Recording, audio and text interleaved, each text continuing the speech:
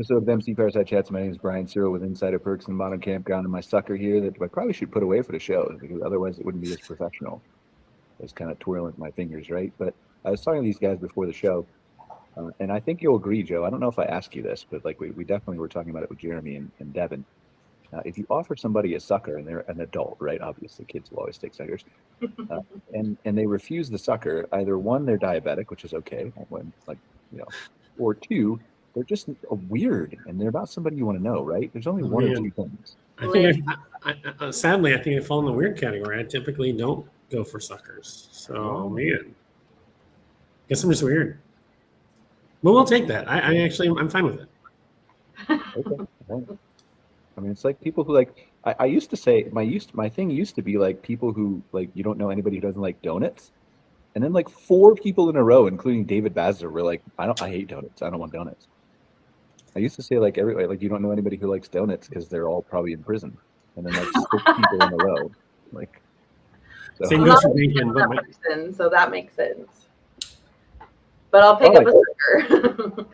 Welcome everybody to another episode of MC Fireside Chats. We've got a couple of recurring guests here with us. Joe Dumag is about to move to Spain. Going to tell us about the outdoor hospitality industry in Spain, Joe? Maybe. I'm not sure. We're not.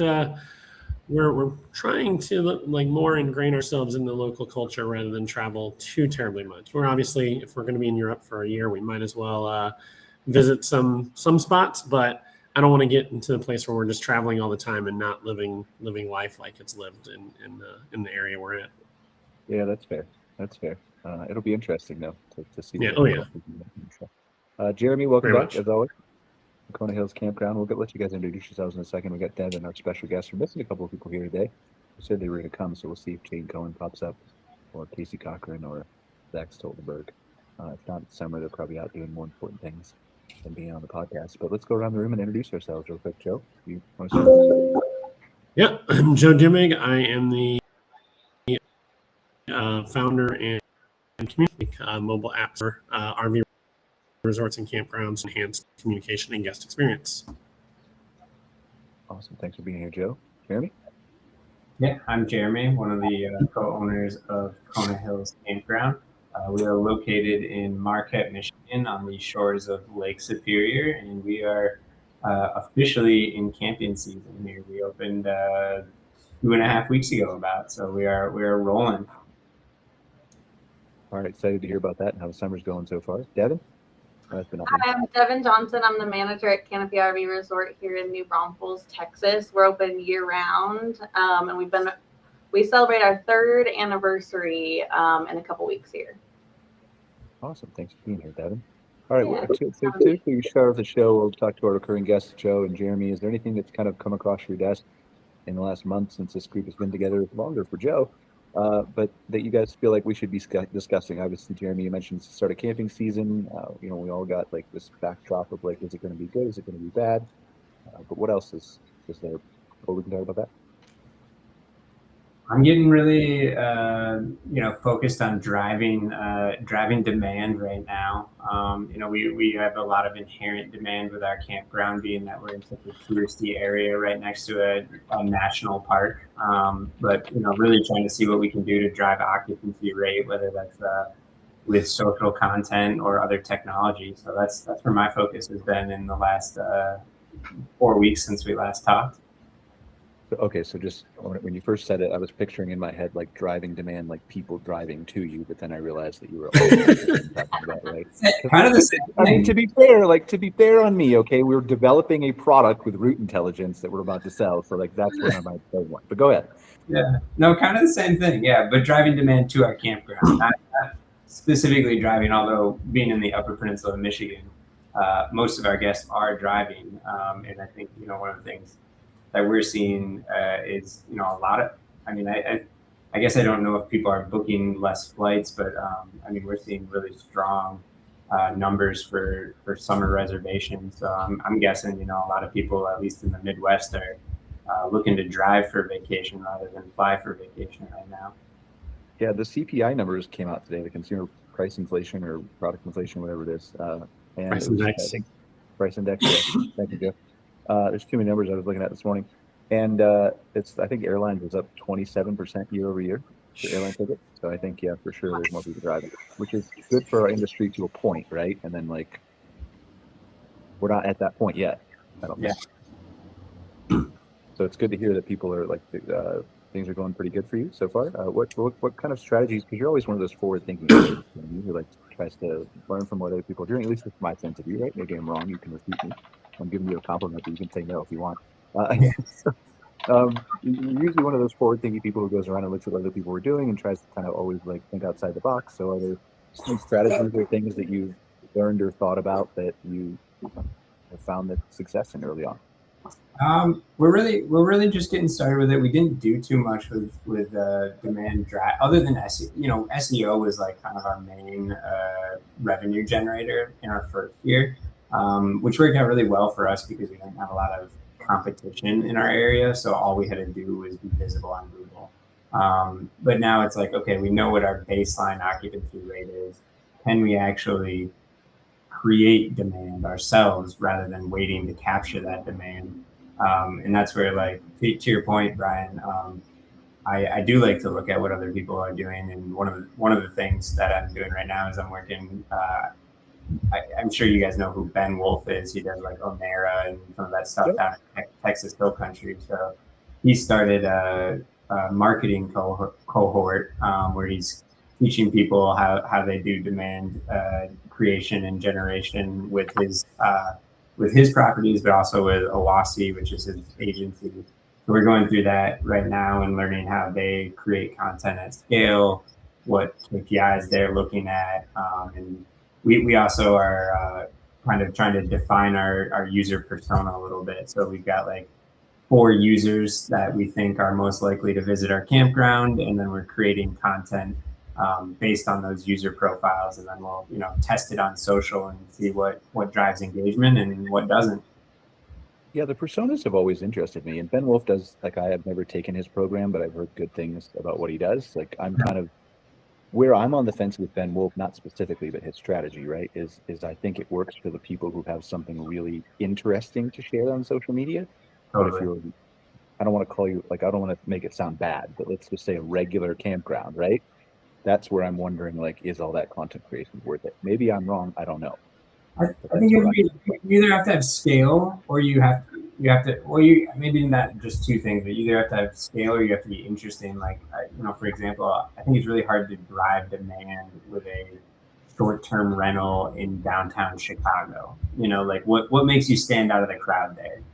But like, I might not be the most interesting campground. I mean, we're fully rustic, but like, I have scale and I have demand in like a high volume area. So like, just because I know that people are wanting to visit Marquette, like I can, our angle is rustic camping, right? And, if you look at our Instagram account right now, you'll see the content that we're pushing right this moment is like, we're actually talking about the lack of amenities that we have.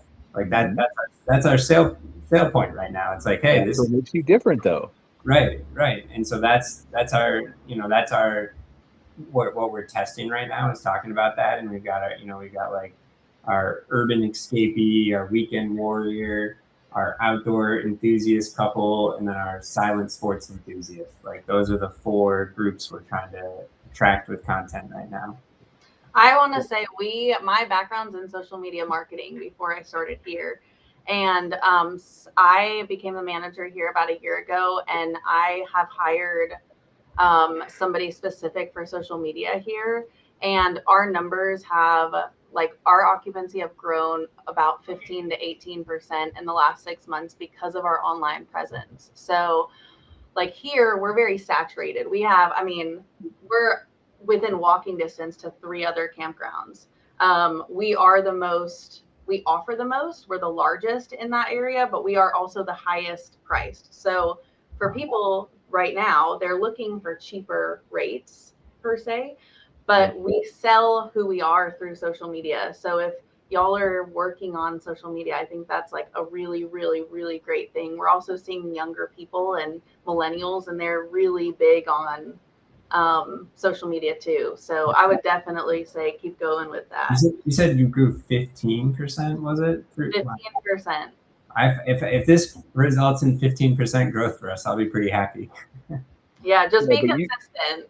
Yeah. To be fair, though, you said online presence, which is a bigger umbrella than just social media. Were you able to track that 15% directly back to social media through like tagging or? We have tracked a lot of it. I don't want to say all of it was tracked from online presence, but our numbers, I mean, when I took over, we probably had maybe 100 followers on Instagram, maybe 500 on TikTok. And actually, we didn't even have a TikTok, probably about 500 on Facebook. Now we have our views on TikTok average 8,000 views every video at least. And we're really, I think I'm saying online presence, but we're trying to not only advertise locally, but really our focus has just been online. So we've upped our Google ads and SEO budget. We also have been working with Good Sam a little bit, and they have some opportunities for marketing and stuff as well. We all actually use At My Community, and that's been something that like we have put everywhere. We put links on our social media, we put it on our website, and every person that comes in, I mean, okay, I say 90% of the people that come in comment about how great it is to have a technology aspect at the campground. Because, you know, there's a spot on there where we can say, you know, you have something going on after hours, click it, you know, leave us a Google review here. So I guess I'm saying online presence and social media, it all kind of like flows together. Yeah, that's cool. That's really impressive. Yeah, and we know like we know social media works. Right. I just wanted to clarify the whole umbrella that you were doing, because certainly a big chunk of that is social media. I'm sure. I don't know for sure, but it is. You know, but I think that's the message that some people need. Like, I'm a marketing guy too. We do marketing for 400 or 500 campgrounds. But like, I think that's something that people need to be cognizant of, is what Jeremy is talking about with these buyer personas and how you communicate to your audience and what you do and what you say and how you portray yourself. Like Jeremy was saying, that you know, he's advertising more of the traditional or non-amenity style stay at his property. I was talking to a client this morning about the same thing, where they had, you know, I won't name the city or the client, but like they're in a city where they had 3 new parks built near them, and it's not Texas, surprisingly, it's somewhere else. Three new parks near them within the last 3 years that have taken a majority of their business. They're newer properties, they have more amenities, they have lazy rivers, those kinds of things, right? And I told them, like, you need to do what you do best. Embrace your traditional. If maybe that's the word, maybe it's not, right? But embrace who you are, tell your story, communicate that, because there's a whole lot of people who don't like change. There's a whole lot of people who don't want to be near the chaos of all the amenities. And I think, and maybe you can shed some light on this too, Joe, or you know, Jeremy, or you know, Devyn. But I think there's been a kind of a race toward, like, let's promote as many amenities as we can in our industry for the last X number of years. And there's been kind of well, what about the people who don't necessarily, like, we like amenities, but that's not really the number one reason we're coming. Maybe there's a different reason we're coming, for quiet or seclusion or peace or the same or not change or stability or whatever, right? What do you guys think? I feel like the first probably 2020 through 2024, it seemed like every park was coming, like there were parks coming on left and right, and every park was going to have every amenity possible. And it's just kind of what it felt like. And there's different campers. We probably are a little more, like, our family's probably a little more amenity rich. That's what we're looking for. But we have relatives that they would rather go to a state park. And if they could get a state park that they knew was going to be a little bit nicer, you know, they would go, you know, not have everything, but be wooded, basically Jeremy's park. And then they would transition to that if they could. You know, a few like kind of not upscale but nicer activities to do, not your, you know, tie-dye kind of more cookie cutter things that everybody's doing, but having those like more catered experiences or curated experiences. I think there's a very large market for that, and I do feel like the campgrounds we're seeing coming online now are not, like, they're starting to become a little less amenity rich. Is what it seems to me.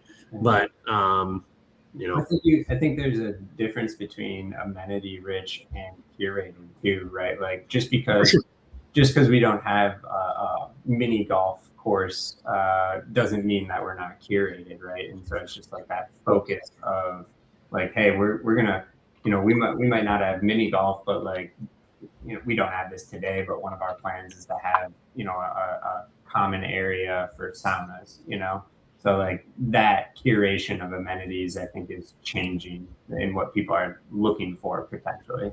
Yeah, and what I was saying was I was looking at your park as being the curated amenities. You're curated for your camper, for what your camper likes, as opposed to like some of the mass scale, like, oh, all campers like tie-dye, all campers like mini golf. You're curating to the camper that you're expecting to be there, that is going to be a little more rust. They want to be camping, but have an experience, right? It's experience management. I was gonna say that too. I think a curated park is just creating a cohesive experience where you can cater to the 4 or however many different guest types that you have and want to market to. Yeah, we're learning what our customer wants. Like we had somebody last week who they came specifically just for the rocks at the campground. Like they're like, that's why we're here. We're here because you have old rocks. And I was like, okay. How do I sell that? Yeah. Well, you did. I mean, you did already. Like, you figured out a way to sell it. That's why they were there. Yeah, highlight that on social media. Like, go around and say, like, hey, there's really cool rocks, fun facts, or something like that. That would be pretty cool. You're gonna start naming them. We've had these conversations on the show before, right? Where we talk to people about, like, I have so many marketing people or campground owners who call me and say, I want to do marketing. Who do you want to reach? RVers. No. You haven't put any thought into this when you did, and most of them haven't done feasibility studies or haven't had the market change on them like it is this year in the last few years, both up and down, right?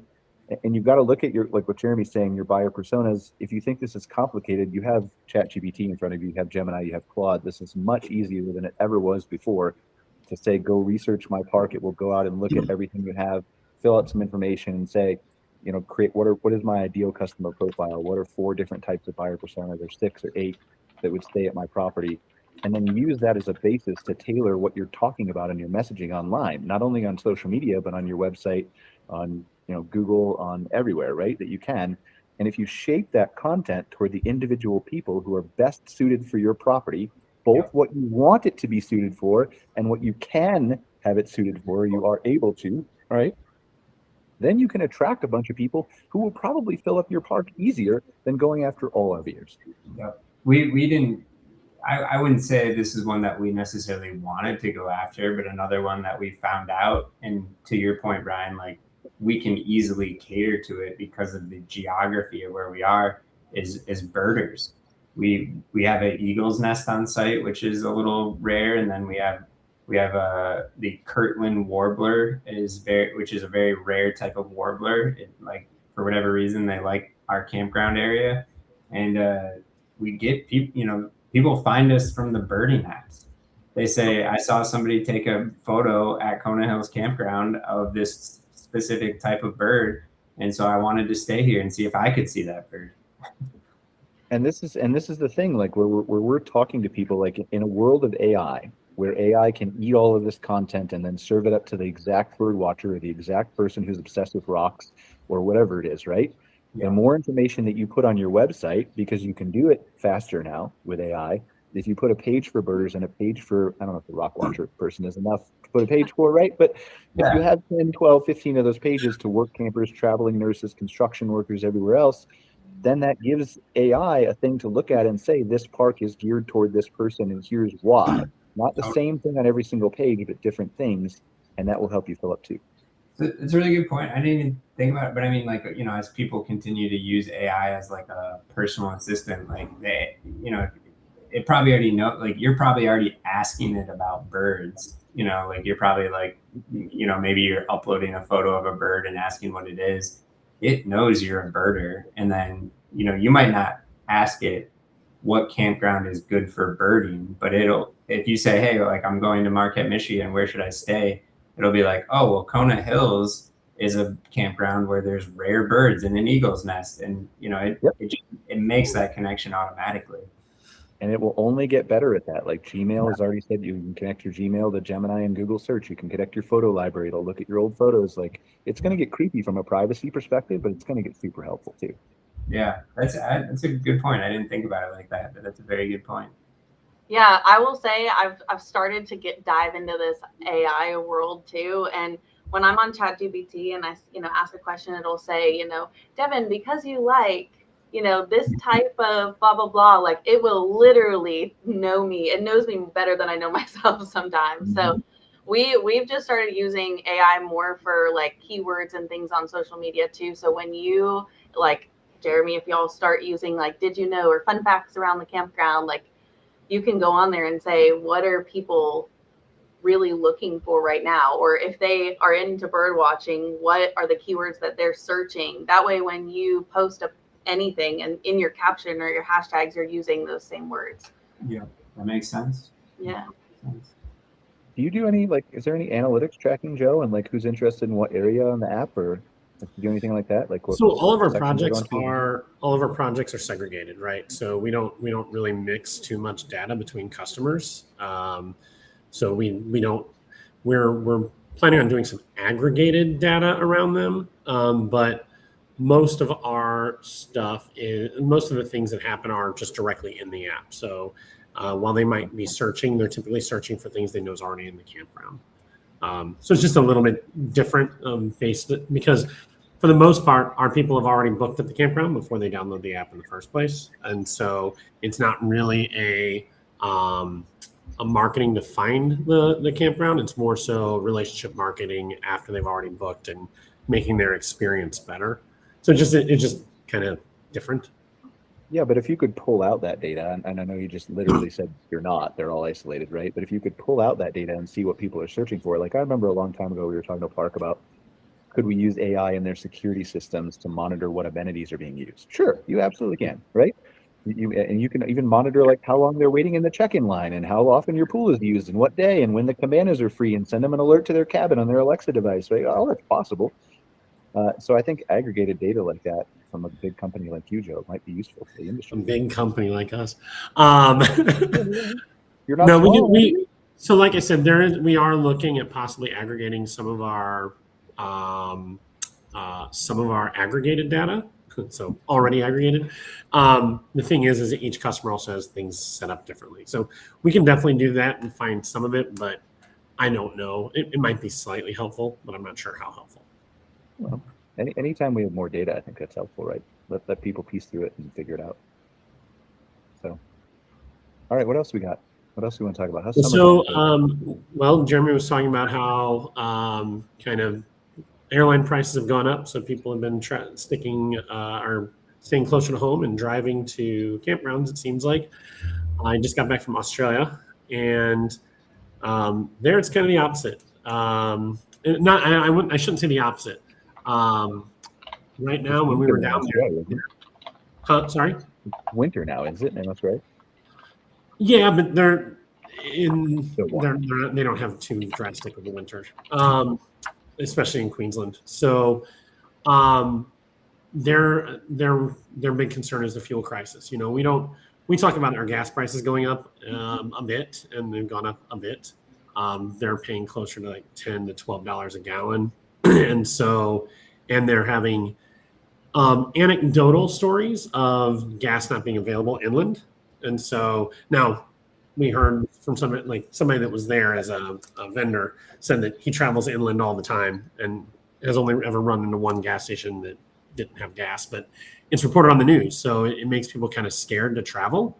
Camping seems to be down. A lot of people are a little more concerned about spending and stuff like that this year than last year. And it seems like that a lot of that was fueled by as one or two of the vendors had it on all their stuff, hashtag fuel crisis. So yeah, they're much more in tune and having trouble with it than we've taken to. We got back and gas prices gone down about 30 cents between that time. So do you have a sense of what the normal fuel price is? Because I had read that too about Australia. It was like around 10 when I had read it. USD converted.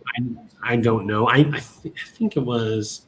I think they're normally running at like 160, 150 to 160 Australian a liter. Oh, okay. Australian a liter. Now they're running at like 210 Australian a liter. Okay. So That's a quarter more. So they were normally maybe $7. Yeah, I don't know what that. Maybe is. six. I think Australian dollars are 55. Or something 85. Like that, right? 85. Okay, yeah. Mm-hmm. So anyway, and they've gone up. They've gone up over 25%, which is definitely more than us and they already started at a high price. So if you're driving a vehicle that takes a lot of gas, it's a problem. So that's something I noticed down there. We were talking about amenities and experience, and one of the things that I don't think I talked about when I was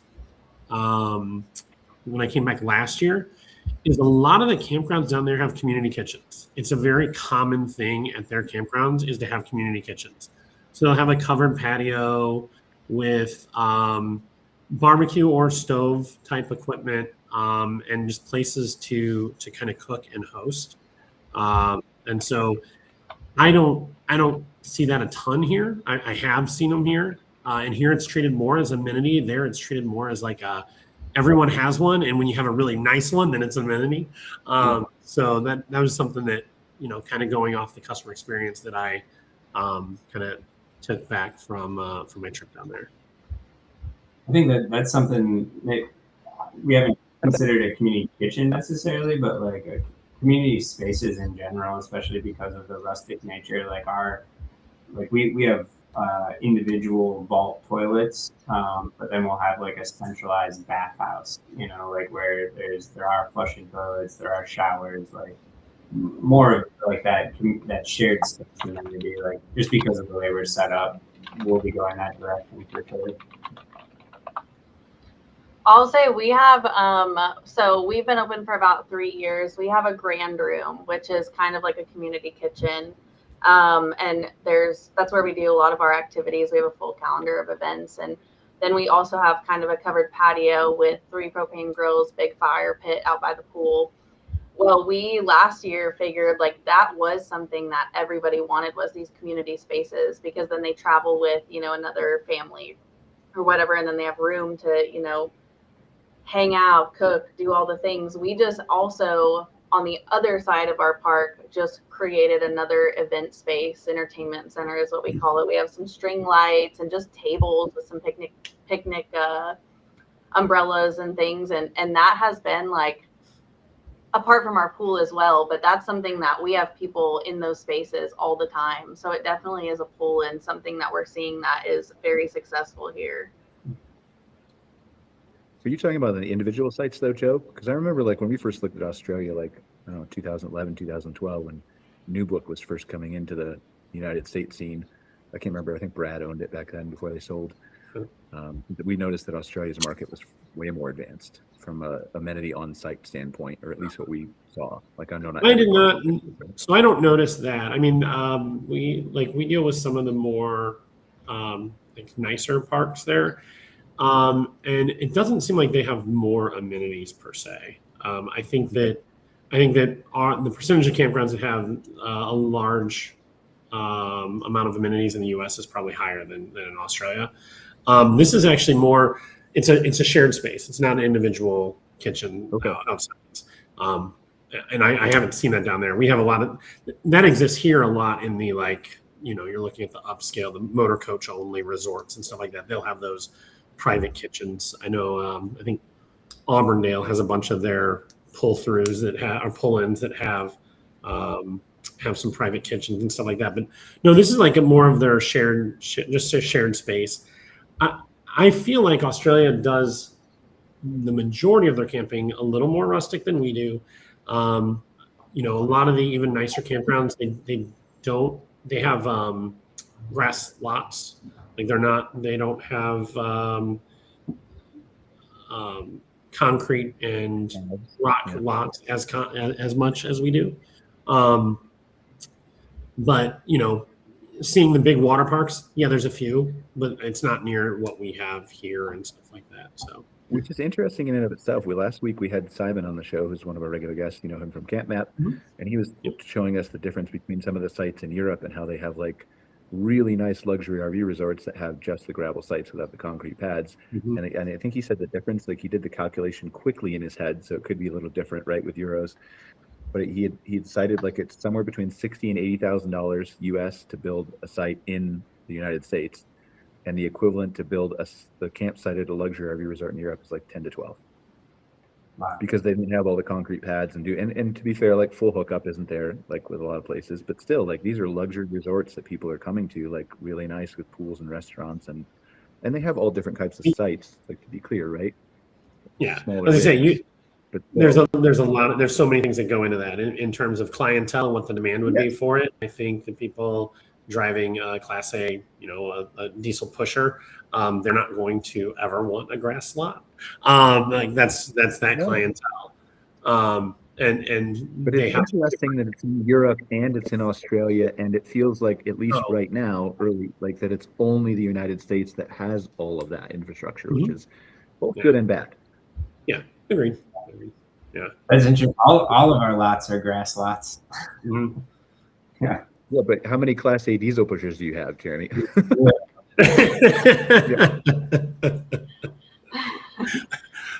But I think there is a market for it that we were talking about last week. Like I think there, and I'm not saying, get rid of all concrete pads, get rid of all the luxury. That's not what I'm saying, right? I'm saying I think there is a market for the smaller camper vans, for Class Cs, those kinds of places that necessarily like would be fine paying X number of dollars less for a site without a concrete pad. Well, and I think that's kind of what I kind of mentioned earlier in regards to, for 4 years or so, everything was trying to have the most amenities and have as much as possible. And then, Jeremy's been open 2 years now, and he was going the other direction, right? And trying to give an experience without having to have every piece of water equipment known to man and spending, $75,000 a site. Yeah, my roads cost more than my sites did, but that's because we've got like probably like a mile and a half worth of roads across our 80 acres. Mm-hmm. All right, Devyn, do you want to defend yourself in your concrete pads? So we actually don't have concrete pads. We have crushed granite, but we do have paved like parking spots at the pads. But I think I agree with everything that y'all are saying. Our owners did a really good job of having higher end amenities, but a base amount. So we have one big pool. We have a few fire pits. We have bathhouses, a little kids playground that we try to keep all of our kids and families in one side. So it kind of keeps all the families together. But I think all in all, the biggest thing for us is those community spaces, because we do offer higher end, smaller, not as many, we don't have a big pool or water park or adults only pool or, anything big like that. We have a few great amenities, but we do kind of focus more on the community spaces. And then we have all different kinds of people. So I think I'm kind of like, we have the retirees, the snowbirds, we call them winter Texans. Then we have the families during the summer. So right now we're focusing on families. So the way that we differentiate ourselves is more through our calendar of events. So like during the summer, we're doing, some kids activities in those community spaces. During the winter time, we do more bingo and meet and mingles with our retirees and snowbirds. So I think for us, the pads is not as important as like everything else that we offer that is, combined. I mean, we do get people that say, hey, we would prefer if you guys had concrete slabs, or, hey, you should let your owners know that you should pave some of these sites. But we do offer, a lot of other things that kind of make the gravel pads less important. So I'd be interesting to pull this data for the industry, and we will. I went down to Florida and we gave a talk in front of their conference recently in May, and we pulled out some interesting statistics. Can I talk today? Statistics, where we looked at like our database. We have a massive database of, we scraped every single campground website and public-private website in North America. It's basically what we did, and we took all this stuff back and we looked at like Florida specifically for the conference. What's the most used words on Florida RV park websites, private ones? And it was community. followed by bingo and a few other things that you would expect in Florida. But so community was number one. But when you looked at the 5-star reviews for people who had a good time at resorts, almost nobody mentioned community. So it was interesting seeing the disconnect between like what the owners think the RVers value and what the RVers actually mention when they have a good time. It would be fascinating to see how many people talk about concrete pads and on-site patio furniture and stuff like that. I'm sure there's more than there are. Y'all should look at our Google reviews, because at the beginning it was more so the amenity based, right? But lately, so we were managed by a management company, and it was all very streamlined. And I think our owners made a great decision last year where they didn't do that anymore, and they wanted it to be more personable.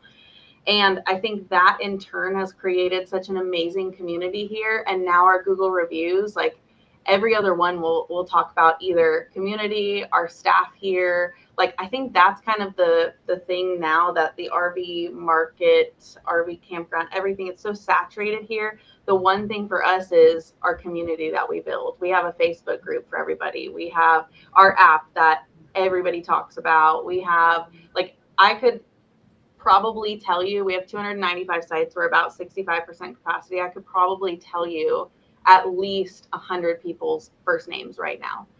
We make it a point here, like that's what sets us apart. So I think you're right. I think nobody focuses on that, but now in the RV world, it's more so something that will set a campground apart rather than the 8 other in our area. It's the community that we're building. Yeah, don't get me wrong, and I'm not minimizing the importance of community at an RV park or a campground. Oh yeah, no. I'm just saying it's interesting that that's the number one thing people were marketing themselves as. Yeah, exactly. Flip side of the 5-star, right? So I think it's important, but and there are places like yours. You say, if you build a really strong community, then that's something that will organically show up. If that's the type of person who's coming to your property. In your case, it seems like it is. Right. No, I completely agree with you. Joe, what do you think? You know, a lot of people who run your app are communities, right? Well, you are. Yeah.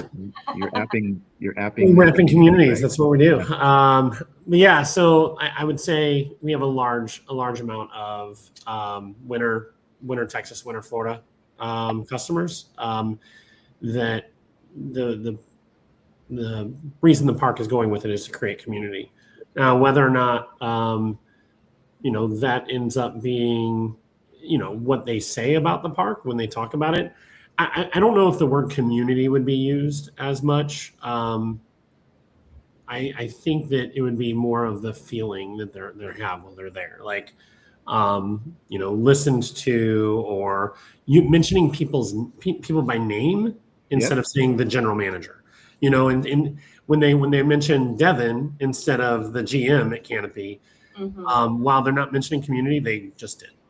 Right. And so that might be one of the disconnects that you might also be seeing there, is that, they're feeling closer to the people as opposed to acting as a business. Yeah. I mean, my argument is like, you should build community at your resort. I'm just saying it might not be the number one thing that you market your resort at. That's all I'm saying. Yeah. We go back we go back and forth. Like, we have tried to market all of these other things, but because I think that's where my explanation was coming from, is because there's so many people in our area. I mean, we're close to Canyon Lake. There is probably 100 campgrounds within 50 miles of us every way. And I think for us here, the way that we keep our occupancy up is that community base. So we encourage all of our employees, our staff members. We have 16 now on our staff. We encourage them to build those relationships. So that way we do set us apart in that area, because you could go 10 miles down the road and find almost the same, base amenities or same base sites. Yeah. What sets you apart? It brings us back to the beginning of the conversation, right? The experience. Yeah. That makes a lot of sense. I mean, if all the other sites or if all the other campgrounds aren't as community oriented, and that can be your niche, that makes perfect sense. Mm-hmm. But then you got to tell your story, right? So we're back to everything is telling your story and communicating that to the niche that you want to drive in. Definitely. What else we got, guys? What are we expecting summer to look like on a macro level for the camping industry? Are we recession proof? Are we not recession proof? Probably depends on your product, right? I think to the conversation that we're having right now, there's a range in the different types of sites. I mean, I can at least say for us, and again, I'm only in year 2, but we're already over 33% of the way to how much revenue we did in 2025. It's we've been open for 3 weeks and we've already done 1/3 of the revenue we did all of last year. So I feel, and a lot of that's pre-bookings. A lot of that's July, August, September. But I feel good about that. I've made 1/3 of the amount of money I did in all of 2025 so far. It's definitely macro versus micro, right? Like I think on a macro level, and there will be micro cases where this is not true, but on a macro level, what I'm expecting the rest of the summer is the people who are the same for whatever reason, right, haven't differentiated themselves in any way through their marketing or through their on-the-ground experience. Those people are in trouble. But I think the people who are doing things differently, like Devyn is with the community, and Jeremy, you are with your marketing, and I don't know what you do, Joe, but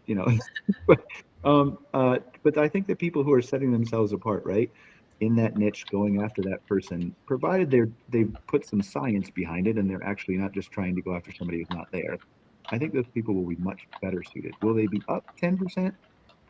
Maybe not, but they probably won't be down 10% either. Yeah, I can agree with that. I mean, I don't know the numbers, but I know that there's a campground, maybe 10 miles away from me that opened 2 years ago, same time we opened. And it's more of the same, and I don't know what their numbers are, but I sure see a heck of a lot of paid ads for them everywhere. So I'm guessing they're probably trying to drive their occupancy, Yep, and they don't have a difference maker. Well, and I think that's when you can bring in your social media and say, look at all these cool rocks that we have. Or, look at all these cool Oh, yeah. I mean, no, don't give them ideas. That's Jeremy's business. Jeremy's the rocks guy. They're That is the RVs, and unfortunately for them, I mean, it's a really big park and it's really nice. It looks great, but like, there's just so many RV parks in our area, So it's like, and that was one of the reasons why we went the more the smaller RVs, the camper vans, is because that product didn't exist in our market. So it was like, look, we don't have to compete with anybody for that. We're the only ones that offer that product. I mean, and you look at social media and you talk about their paid ads. It's the same thing as like, and I'm not the first one who said this. I think I heard it on a Gary Vee video like 4 or 5 years ago, right? But he's basically like, if you run organic social media content and it doesn't perform well, you should never run a paid ad based on that same organic social media content, because the algorithms know what people want to see, and you're just trying to force an ad in front of you. So it's the same thing. If you have the same RV sites, the same amenities, the same thing as everybody else in an overcrowded market, you're not differentiating yourself. You're not going to sell your site. Probably you're going to sell more sites for sure running Google ads, right? If you do a good Google ad strategy, but you're not going to fill it the way you want in a crowded market just by bumping yourself to the top. And most consumers are too savvy to see right through that.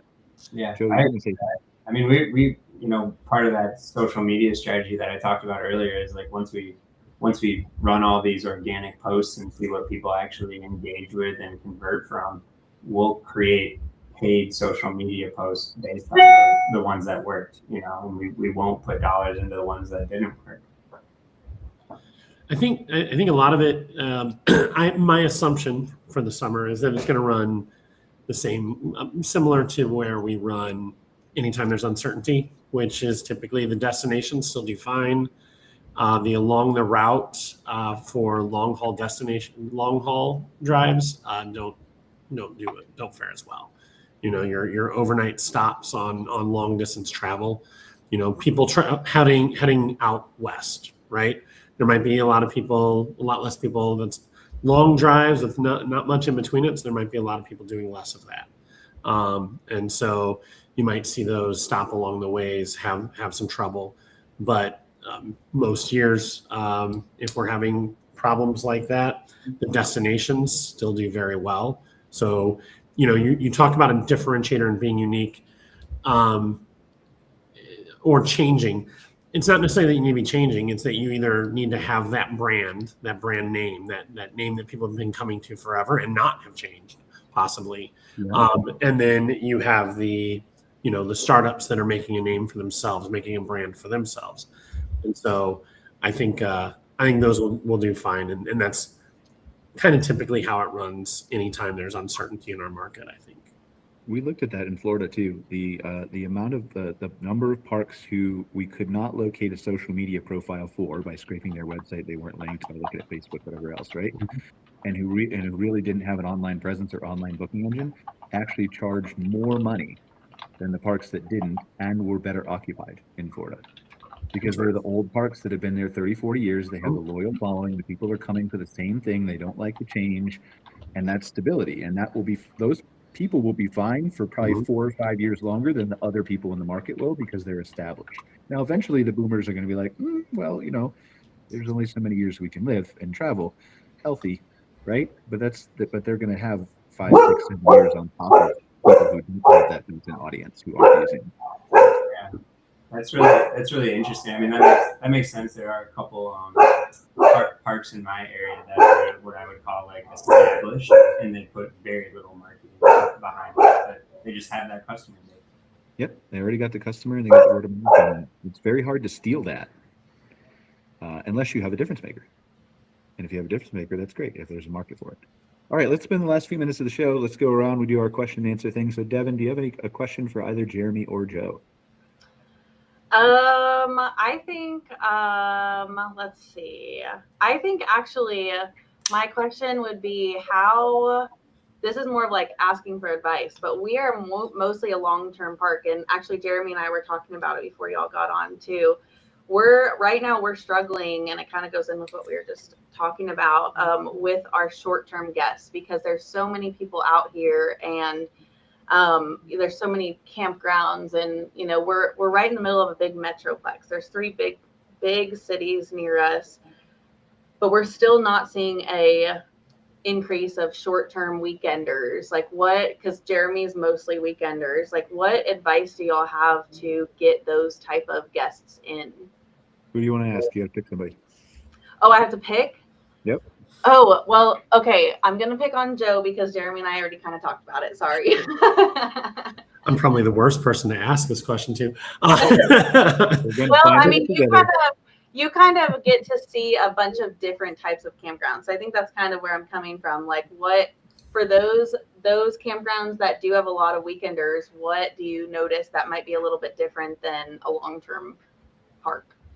Well, in terms of bringing them in the first place, I think that kind of goes to the marketing. And so if the marketing that you've been doing so far has been based on the current experience that you've been given to your long-term, it's kind of where that it would need to change and have something to cater to that short-term. Yeah. A lot of our campgrounds that have a higher percentage of short-term, they also have, and this might not be useful for you, mainly because they have an amenity that draws it, but they might have day use during the week or something like that to also just get people out to experience the park, even if they're not camping. So that's actually a semi-common thing that I've seen. But I think it would be most likely a different style of marketing and who you're marketing to, because you're not trying to sell someone in Austin to come stay for winter. Right. know? So your locations are wildly different, and what you're offering is wildly different than what you need to offer that person in Austin. Maybe it's maybe if you're trying to bring in some of the people from Austin, or you're trying to get people that would have gone to Austin to come to your park, would be music, right? And kind of bringing in talent that people know of, but maybe don't want to go into the city to experience. Mm-hmm. That could be something that might make a lot of sense for a park in your area. Okay. Nice. Should we pretend Jayne is here, or should we just she showed up with 11 minutes left in the show? I think Jayne might have had us down for an hour later, huh? No, I'm sorry. Sorry, everyone. I actually was on the RVIA webinar that they do once a quarter about the economy. What came out of it? Give us the highlights real quick. It was a bit depressing. To be honest, it was a bit depressing. I will say that at the end, when they asked for questions, no one had a question, and it was news that they didn't, that in the last quarter they were hoping they weren't going to give it to us, but pretty much they're adjusting shipments down, and discretionary spending RVs are discretionary spending, and they expect that to go down. So, I think we're at a time where it's kind of like buckle up, tighten your belts. We got to really pay attention to what's happening in the economy right now. I don't necessarily think that people not buying RVs completely affects us immediately. And I say this because, there's all these RVers out there already that own RVs. And right. And given the choice, people usually don't give up their vacations even during bad times. They just change how they vacation. So I don't necessarily think bad news for RV dealers translates into immediate bad news for us. However, obviously good news for them is good news for us, too, right? The more RVers there's out there. The long-term tail of if it continues as bad news for RV dealers for like 2 to 3 years, can be bad for the camping industry, but not short-term. I agree with you. Right. So, I think that most prudent operators, they're aware. We're all aware of what's going on in the macro economy, and it just, proceed with cautious optimism, I guess. Are we still in cautious optimism? That was the 2024 buzzword. I know. I think I'm back there. I prefer to be at least cautiously optimistic too, but I'm also a realist, Jayne. I'm also a realist. People tell me I'm negative all the time. Well, you say sometimes I think you're on the verge of negative, Brian. I am. Yeah. Not on purpose. Like I want to be optimistic. I'm just looking at the numbers. Anyway, we're not going to talk about the economy. We're talking about numbers. I think you just got to be real. Like to your point about it, like the entire socioeconomical atmosphere has changed. Like people, the reality is like we no longer have 3% interest rates and $3 gas. we live in a different world than we did 4 years ago or 5 years ago, and so like I don't know. I think you just have to like understand what the customer is wanting and able to accomplish at this point in time, and it's not what it was in 2021. Like it's just a different world. Well, I think what Jayne was saying too kind of goes back to what we were all talking about. If we don't know how to market to certain guests, then we are going to fall behind. I think those campgrounds that, work hard enough to earn every booking and they're pretty knowledgeable about who's traveling is going to be the ones that are successful.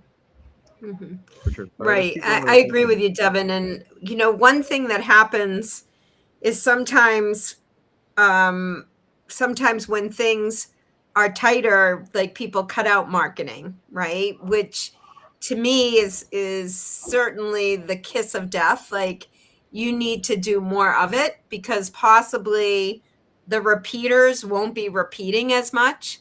And their referrals that normally would come camping might not be camping as much. So that means we've got to put more pressure on getting some new people in. And so that's where marketing becomes really important. Yeah. Yep. Agreed. 100%.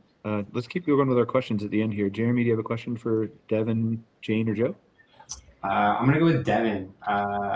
We were talking about this before the show, but my sister lives just around the corner from your RV resort.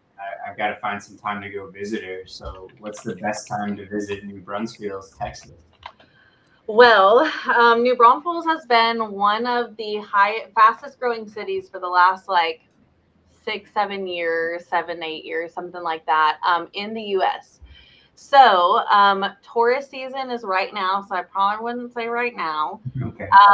But like May or September, October, it's still warm enough to go to the river and do things outside, and it's a little bit slower than this time of year. So definitely like May or October, I think would be your sweet spots. Maybe an October visit. Can you accommodate a 24-foot 1990s Toyota Sunraider? Oh, absolutely. We'll have a spot for you. Joe, you have a question for Jeremy or Jayne? Yeah, it might have gotten answered last week, so I don't know. But Jeremy, I was curious if you've recently added any new like classes or like kind of things like that. I know you were doing quite a few of them last year, and I was wondering what you've added new for this year. What, you mean like at the campground itself? Yeah. Is that, yeah, nothing new that we've added. We are expanding some of our I'll call it programming. So like one of the things we'll be doing is in our off season in the winter, we'll be doing more winter climbing and ice climbing. So like last year, for example, during Michigan Ice Fest, we did 1 day of classes. Next year, we'll be doing 3, maybe 4 days, and then hopefully a full season of climbing. And that's really in anticipation of one day being able to be open year round as we add permanent cabins and things. So we're just like trying to build that demand now by doing that programming. So then when we open, we have that demand for stays right away. Very cool. Yeah. Anybody have a question for Jayne since she jumped on late, or do we? Oh, I have Jayne's all negative, so maybe nobody wants to ask any questions. Jayne. I just have a crazy question. Jayne, were you at the taco convention this year? Yes, I Texas? was. Yes. Okay, I was gonna say you look so familiar, and I know you from somewhere, and it just clicked. So I met you there. Yes, I actually spoke about guest services. Yes, was one of that's the right. speakers. Okay, Yeah. very Yeah. cool. Well, it's good to see you again. Nice to see you. And I love New Braunfels, Texas. Well, So- whenever y'all want to come visit, come on. We got a spot for you. All right, we got a couple That's, minutes left. Let's wrap it up. Let's go around the room real quick. Devyn, any final thoughts, and then where can they learn more about Canopy? Check out all of our social media. Our TikToks and Facebook is a great spot right now. We are growing and growing. Again, we've had about 15% occupancy growth in the last couple months, and I really do think social media is like the newest, biggest, most important thing in the marketing world of campgrounds. So I don't know. I think this was super fun. This is my first time doing a podcast with you guys. It's great to hear, other trends and other viewpoints of people. This is the first time that I've managed an RV, actually worked or managed an RV park. So it's great to hear and connect with other people in this industry, and y'all are all wonderful. So thanks for having me. Thanks for being here, Devyn. Jeremy, any final thoughts, and where can they learn more about your campground? We are officially in summer here in northern Michigan, so come visit. It's beautiful weather, a little rainy today, but it's 75 and sunny most days. And you can book a site at campconahills.com. Thanks for being here, Jeremy. Any final thoughts, Joe, and where can they learn more about At My Community? Oh, you're muted, Joe. Sorry, no real final thoughts. As Brian announced a few times, we're moving to Spain, but doesn't change what we're doing. It's not like we things in Missouri here, so we can manage this just fine. So we're at my community, make mobile apps for campgrounds. If you increase your customer experience, go to atmycommunity.com. So wait, next month at this time, you won't be? You said July 23rd. We'll still be around in this time. Yep, July 20th is our move date. 2 months from now, you're going to be on the show from Spain. It'll be 9 o'clock at night, right? Maybe, as you say, it's getting pretty late. We have late. Lots of children around, so we'll see. We'll see what that first month brings. It's not going to be late, man. They eat dinner at like 10 o'clock in Spain. Mm-hmm. I think our kids still start school at 8:30, so we'll see. They just got to go on less sleep and be more charming than kids always are. That's right. Jayne, any final thoughts? I know you were with us just a short time, but any final thoughts? Yeah, and I apologize for that, but I just want to say I'm going to say ditto with Devyn. We're finding that social media as a marketing source is becoming more and more important. And where can they learn more about your consulting company, Jayne? Right on our website, campgroundconsultinggroup.com, or you can phone me or one of my associates, or you can even ask Brian about us. Do you want to give your phone number out? Just give your cell phone out. Sure, I'd be happy to. My cell phone is 603-455-1884. I didn't know she was actually going to do it, but okay, cool. Yeah, I'll do it. Hey. All right, thank you guys for joining us for another episode of MC Fireside Chats. If you're not sick and tired of hearing from me, I will be on Outwired, our other live podcast, in about an hour with Scott Barr. We're going to actually dig into some of the economic numbers that came out today a little bit, and then we're going to go through kind of like a plan. If you're a campground owner, how do you react? How do you actually find your niche or your experience that sets you apart? And then how do you do all your marketing? We're going to go through that in a live exercise with AI. So if you want to see that, then come join us on Outwired. If not, we'll see you next week for another episode of MC Fireside Chats. Thanks, everybody, for being here. Appreciate you. Bye.